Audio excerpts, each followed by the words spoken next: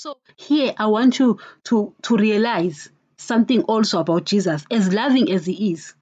You understand? And guys, he's faithful. Some people think that Jesus is faithful in doing good things only. Jesus is faithful even doing the things he said he will do. If he says, once you know the truth and you continue in sin, he will not forgive. He's faithful. He will not forgive. That's how faithful he is. His seed, guys, cannot allow him to sin. He is a sheep. He's like daddy. He can't sin. So if he says, once you know the truth and you continue in sin, he won't forgive. He won't forgive. He won't forgive. Believe me when I tell you this. He won't forgive. So he's also cold-hearted. Cold-hearted. Once he promises that, listen, I've been waiting forever. I'm not a fool. Just because I went to the cross and I did what I did in the cross and made the blood available. Guys, if Adam gives birth to children, he's going to give birth to other Adams. So I am an Adam. You are an Adam. But you did not know. You were sinning because you didn't know. You were sinning because you didn't understand. You understand? So to Jesus, that's innocence. To Jesus, that's ignorance. So he's going to do what? He's going to forgive you. He's going to perform these sacrifices because he is our high priest. So he's going to perform these sacrifices, and the Holy Spirit will continue indwelling you as his temple. If you go to the Old Testament as well, because Paul speaks about the fact that God was a consuming fire and he has not changed. That guy is still a consuming fire.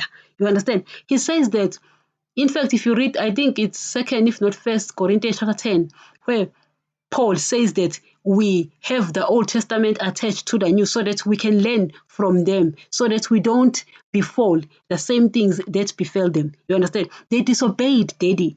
They disobeyed Daddy and they died. They died. Things happened to them. You understand? They were stoned to death. That guy, Jesus, guys, is the exact representation of the Father. Same one and the same things. Exact. That's why he told Philip. He says, Philip, if you seen me, you've seen the Father. Philip was asking Jesus, please, Lord, show us the Father. Jesus turns to Philip and says, Philip, if you've seen me, you've seen the Father. He wasn't talking about the physical Jesus, but he was talking about himself, the character, the attributes. He says, I am exactly like the Father. The exact, whatever you've seen of me is the Father. That's why he would just turn and call Peter Satan, yet he will wash his feet. He will turn and call the people in Israel brood of vipers. And then after that, tell them that he's going to forgive their sins. He's going to go to the cross. That guy, you need to learn his character. Guys, do not look at the Bible as a religion book. It's not. That is why I personalize them a lot. Yes, there is a reason beyond that, which I'm not going to talk about. But I personalize them because I understand their character. I understand their character. You often hear me calling God Daddy. There is a reason for that, which I'm not going to talk about. But at the same time, guys, yes, he's our Father, but there's a reason I'm not going to talk about. But I personalize them because I study their character. You need to study their character. You understand? Learn them, know them, how they are, so that you will be able to relate with them. In fact, as your relationship grows with them, because Jesus is not mute, guys, I keep saying that Jesus is not mute. The guy is still speaking. So as your relationship grows with him, you start seeing certain things, that he writes, in the word, because the guy is still the same as the same thing he writes about in the word. The guy is exactly like that. Nothing has changed. Even Daddy, exactly what he writes about himself in the word, he's still that. So here I just want to bring out their coldness. They are also very cold. As loving as they are very, very cold. They created hell. Yes, they created hell for Satan and his cohort. But human beings will go to hell because human beings also partook of Satan's nature after Adam died spiritually, after disobeying. So Jesus brings the blood and says, they can't go to hell because of what Adam did. It wasn't their fault.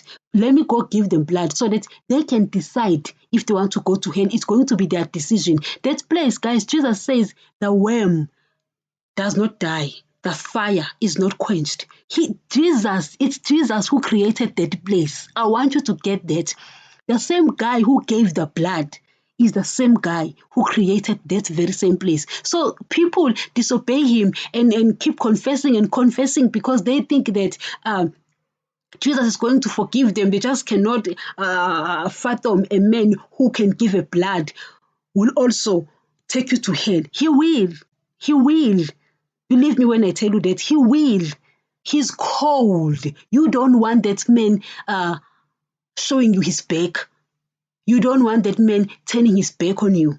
You become his enemy. You won't like it. In fact, if you read Hebrews 10:26, if you go down after it says, if you know sin and you continue in sin, he says you become his enemy. You don't want that. People in churches are feeding churches there have become God's enemy. They're going to pray to someone who has become their enemy because they continued in sin knowingly. It's okay, guys, if you didn't know. It's okay if you didn't understand.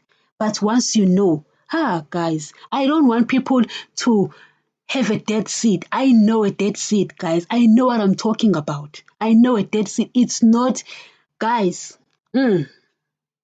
So I'm bringing out this parable so that you will also realize. He says that I tell you, no one of these who were invited will get a taste of my banquet. You understand? It's dead here. It's Jesus here. He's speaking about a father. Because in this banquet, he was saying that a father prepared a banquet for his son. So it's dead here, saying no one I've invited. Guys, he's inviting you. He's inviting you. Don't give in to your flesh because he is very, very faithful. You know, when you read the Gospel of Matthew 17, where Jesus is transfigured and appeared Moses and Elijah, and then they go. Many people believe that Moses and Elijah, they went to heaven. Moses and Elijah could not have gone to heaven at the time. Do you know why? Moses and Elijah were spiritually dead. They couldn't make it to heaven. So Moses went to Abraham's bosom because he obeyed daddy's laws. So he went to Abraham's bosom. Those who obeyed the laws, they went to Abraham's bosom. And those who didn't, they went to Hades, obviously. But those who were not in Israel, who were outside of Israel, but who didn't have the law, obviously, they won't be judged by the law. You find that in, I think it's Romans chapter 2, where Paul explains that people who are not under the law will not be judged by the law. Like your forefathers, who didn't know about the word, they can't be judged by the law because they didn't have the law. So they can't be judged. Their conscience will be judged for them, you understand, will be used for them. So it's important to understand those things. So Moses could not have gone to heaven with Elijah after that because they were spiritually dead, So they went back to Abraham's bosom until Jesus had to make blood available, and Jesus got down there because Jesus went down there to do many things, to preach to those souls down there. And they also had to accept Christ down there, just like we accept him here, and also to take the keys from Satan. You understand? That's why he comes back and says, all authority in heaven and earth is with me. He took those keys. All of that, guys, we'll find in teachings, But after that, then it says that on the cross, there were many righteous men who rose from the dead. Some walked about in Israel, saints. Others, they went straight up to now where they went to the altar in heaven, and they're going to sleep there. So everyone who dies physically but who's spiritually alive, it goes to sleep under the altar. There you'll find it in Revelation chapter 6. I don't know whether it's verse 9 down, but all those who die physically, who are spiritually alive, go and sleep under the altar. So Moses and Elijah could not have been to heaven, and they could not have gone to heaven after the transfiguration in the Gospel of Matthew 17. They actually came from Abraham's bosom, and they went down to Abraham's bosom after that because they were spiritually dead. A dead seed can't enter heaven, right? So people confuse that, thinking that people can go to heaven. You can't go to heaven with a dead soul. It can't allow you. That's why Jesus brought the blood. Guys, the problem of Adam was too much.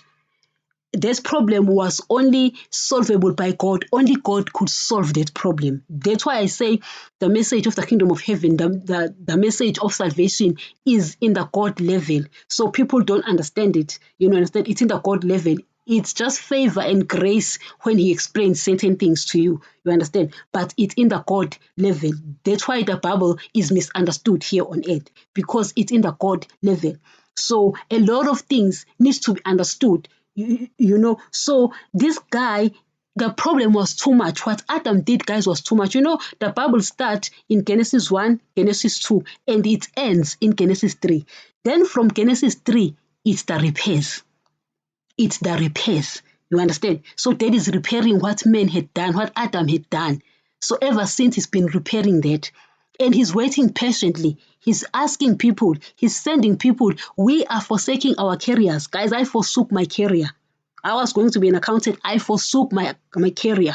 You understand? Because I understood that if people are going to be judged by the laws of the kingdom of heaven, why can't I forsake my career and do the work of God? Because it is important for you to know. You might not accept it. You might not believe it. That is not important. I've got proof of things. So I am not forsaking because people believe in it. I forsook because I've got proof of things. That's why I left things and followed this way, which has no money. There's no money in this way, believe me when I tell you.